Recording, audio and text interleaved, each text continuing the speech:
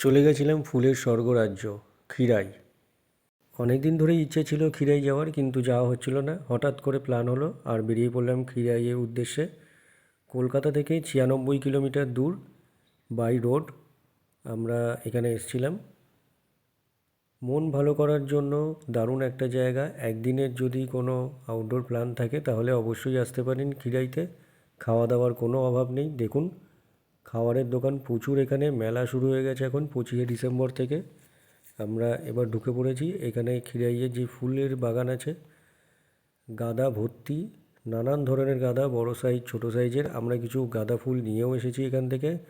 10 টাকায় এক প্লাস্টিক গাঁদা, বড় সাইজের গাঁদা, যেগুলো এখানে হয়তো 40-50 টাকা নিয়ে নেবে। ওখানকার লোকাল বাগানিরাই ওখান থেকে তুলছে, তুলে বিক্রি করছে।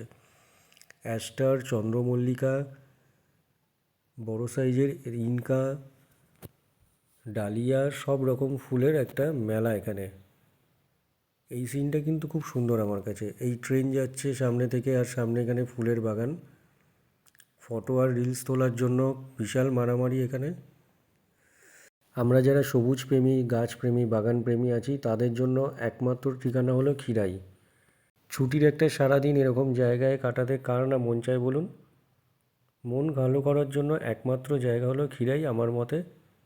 দারুণ সুন্দর সুন্দর ফুলে মন ভরে যাবে। আর এটা হলো সেই জায়গা যেখানে মেয়েদের মাথায় ফেমাস ক্ষীরাইয়ের ফুলের রিং দিয়ে তৈরি হচ্ছে। গাঁদা ফুলের একটা অপরূপ সমাহার দেখতে পারবেন ক্ষীরাইতে আসলে। কোন দিক ছেড়ে কোন দিকে তাকাবেন নিজেই বুঝতে পারবেন না। যেদিকেই তাকাবেন শুধু ফুল আর ফুল, ফুল ছাড়া আর কিচ্ছু নেই। তাই দেরি না করে চলে আসুন ক্ষীরাইতে। কলকাতা থেকে সত্যিই অনেকটাই দূর হয়ে যায় যাতায়াতটা, কিন্তু একবার এসে গেলে কিন্তু সব দূরত্ব ভুলে যাবেন। তখন মনে হবে ফুলের দেশে নিজেকে ভাসিয়ে দিই। এখানে কিছু সবজি ক্ষেতও চাষ হচ্ছে, ফুলকপি, বাঁধাকপি। তাছাড়া বিশেষ কিছু সবজি এখানে দেখলাম না, শুধুমাত্র ফুলই ছিল।